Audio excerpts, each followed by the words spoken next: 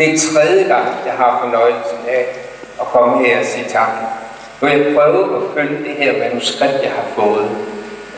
Fordi så det fortæller lidt mere om, hvad foreningen står for, end det jeg har sagt de andre gange.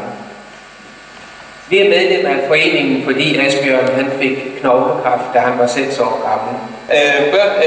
Foreningen cancerramte børn ikke på finansloven, og har derfor behov for økonomisk støtte til arbejde.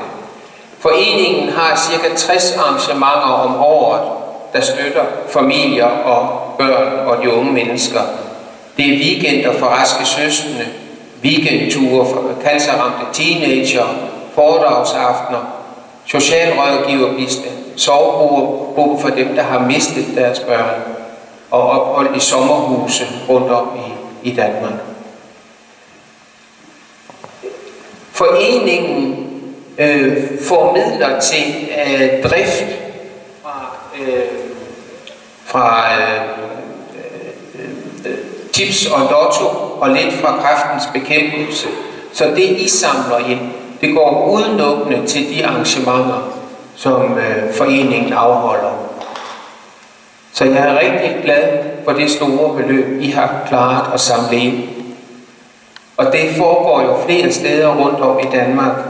Sidste år blev der indsamlet 600.000 ved de arrangementer her, og det er jo et enormt tilskud til foreningens fornøjelsesarrangementer, vil jeg kalde dem, fordi det er jo ikke forskning og sådan som andre udfører.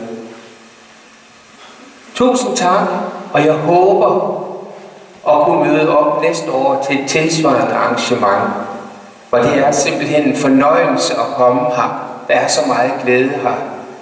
Og jeg tror mest, det er det, I kommer for. Fordi jeg kan se, at I nyder det, I laver derude. Så tusind tak skal I alle sammen have, og tak for det flotte beløb.